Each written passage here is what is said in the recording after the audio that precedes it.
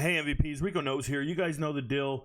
Typically, I make all these picks and I do them on Patreon for you guys. Unfortunately, Patreon's having an issue right now where they're telling me there's a video storage limitation and I can't post any more videos on Patreon. I deleted as many as I could. I deleted about 100. It still gave me the same issue. It said if I needed further support, reach out to their support staff. Look, I'm going to be busy this weekend, so I'm going to give them days to respond back to me. Let's not panic. We got time. But for this particular card, I'm just going to give out the picks for free. That's what I'm going to do. I'm going to make the videos for free, put them on YouTube. It is what it is. But I can't really do much else. So here we are. I'm going to make this pick. I'm not going to show you the full chart. Hopefully they dissolved it, or excuse me, hopefully they resolve this issue in the next who knows how many days. I got 2 days. And I'll show you guys the full card then. But in this particular fight video, I'm going to talk about Ronaldo Rodriguez versus Kevin Borjas. So these two fighters here, one's from Mexico, one's from Peru. Ronaldo Rodriguez 17-2, known as Lazy Boy, that's his nickname. And then you have Kevin Borjas 9-3, the Peruvian fighter. Now, we'll start with Kevin Borjas. Kevin Borjas does not want to fight in the UFC. And if you ask around town, he's not a UFC caliber fighter. That's not how I feel though. Like when I watch him, you know, he had a fight in the Contender Series when he came on the scene. He had a fight that I was really impressed with. And the fight was his actual Contender Series fight against Diaz here. A Brazilian fighter, a very good grappler, high-level grappler. He was the favorite in this fight. Diaz was, by a wide margin. I'd say it was like a plus 300 almost. Whatever it was for Kevin Borjas. He was complete underdog. He was supposed to just be this sacrificial lamb to get this boa constrictor type dude from Brazil, this grappler guy, right? And he's muscled and he's chiseled, and you can hear the announcers before the fight. They're all fawning over him like they always do. You guys know the deal. They're so biased. So Kevin Borjas goes out there. Yes, he gets taken down, but he stays calm. He lets it just come to him, the fight come to him, and he uses a wizard, gets back to his feet. He just looks like he's fundamentally sound when it comes to grappling defense, and he was not gassed. He did not get worn out. He had good cardio. When he got back to his feet, he let it bang, and he throws them things. He is a good striker. Now, he had a couple other losses. If you look here, he had a loss against Joshua Van. Going 3 rounds with Joshua Van and losing, it's starting to age like, yo, that's okay. People lose to Joshua Van. That's a good guy. He's a good scrapper. And these guys are fighting at 125. So there's no one hit, no one punch knockout power. It's really about winning with volume, if you will. Then he goes and gets knocked out by Costa in the second round in his last look. And it didn't look good because Costa kind of was a buzzsaw and went right through him.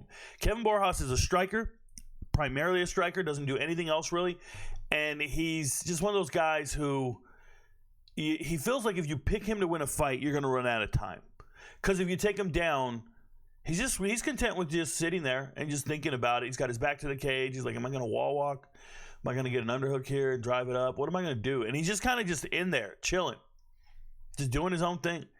And it doesn't bring much excitement to the fight. Now, when he throws straight. And I like people who strike and punch straight. But if your only skill set as a fighter is that, then it is what it is, right? It's like you're limited in what you can actually do. And then we talk about David. No, we don't talk about David. Excuse me. We talk about Ronaldo Rodriguez, Luis Rodriguez sometimes.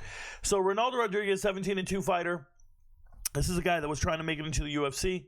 Ended up losing in his first Contender Series run.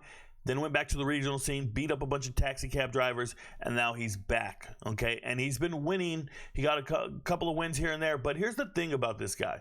His last fight, don't even get me started on the judges. It was at Noche, right? It was UFC Noche against Ode Osborne. This fight is so weird. The final scores are 29-27, which is dumb. I don't know if they went backwards. The judges did it backwards. Ode Osborne won that first round, and it had to be a 10-8 round. It had to be. Ronaldo Rodriguez was knocked out, and I can't believe he was knocked out. He was knocked out. This is a guy, you see him on Instagram with his 2 million followers. He's sparring with Haney and some other boxers, and he's doing all this shit. Look, man, if you're out there and you get flatlined like that, and the refs don't stop the fight, he got knocked out with one punch, woken up with the next. He was out cold. Go watch it. You can watch it if you have ESPN Plus. You can just go watch it down there on the bar thing on ESPN Plus. But I'm telling you, he's just not a good fighter. Throws looping punches. There's really nothing great about this kid other than he has a huge fan base. We're fighting in Mexico. And we know he fights with that Mexican spirit, right? He fights with that, like, real grit. Because he didn't quit. He was caught in a triangle right after getting knocked down. And he did not quit. And I'm telling you, Ode Osborne's pulling on that head down. He's pulling that head down. hips up, arm across the body. Ode Osborne's doing everything fundamentally right for an arm triangle, if you're not aware. Not an arm triangle, but a triangle choke. And he's out there doing it perfect. And Ronaldo Rodriguez just says, I'm not tapping, bro. He's never been stopped in his life. So if he's never been stopped in his life, and you know that it's going to go to the judges' scorecards, because nobody's getting knocked out here, unless it's supposedly, unless Borjas gets knocked out. But Ronaldo Rodriguez, to me, does not come across as a knockout kind of guy. No, he's a ground and pound kind of guy, wearing you out, that kind of. But I think Borjas is efficient and stamina responsible, right? Like, he's just responsible for his weapons, and he doesn't ever go too hard. He doesn't redline himself, so he doesn't gas out. And he's always in the fight. He's there. He's alive, alert, and well. And he's already fought one of these guys who kind of punches okay, but his real skill set here, Ronaldo Rodriguez's real skill set is get a takedown and win the fight this way. Just be in a dominant body position for the majority of the round, and he's going to win the round like that. It's kind of ugly. I don't like it. But I think Kevin Borjas is live every time he's on his feet. And if we're going to the judges, I don't know how you feel about it. So, who's the more complete fighter? I guess Ronaldo Rodriguez is, because he is a wrestler, and Borjas isn't. But if I had to guess my way, first and foremost, I wouldn't be betting on this fight.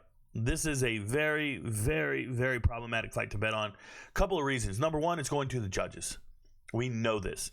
And if it's going to the judges, who knows what they're going to do. It's 2025, and they're stealing every fight out there in the world. So that's number one. Number two, I think that the cardio aspect of it, right, the elevation aspect of it is going to come into play. And you got to know, man, Peru is at the top of the Andes Mountains. Peru is an elevated country in South America. These people live at that elevation. They can fight at that elevation. They have a lot of cardio, unless you're James Yontop, but that's a whole other story. Most Peruvian fighters got that gas. So I think it's going to be a tough fight, and I think you're going to be in for a hell of a barn burner, and I don't think there's any need to parlay it.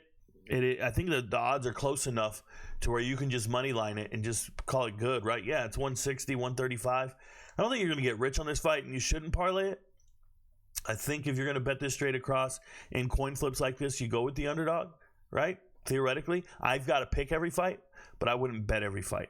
I definitely wouldn't. I understand people who are on Ronaldo Rodriguez, but you'd be foolish to call it a lock. I'm hoping there's an all-Mexican parlay that keeps pushing the odds and spreads them apart. So we're at minus 160. I think this opened at minus 130.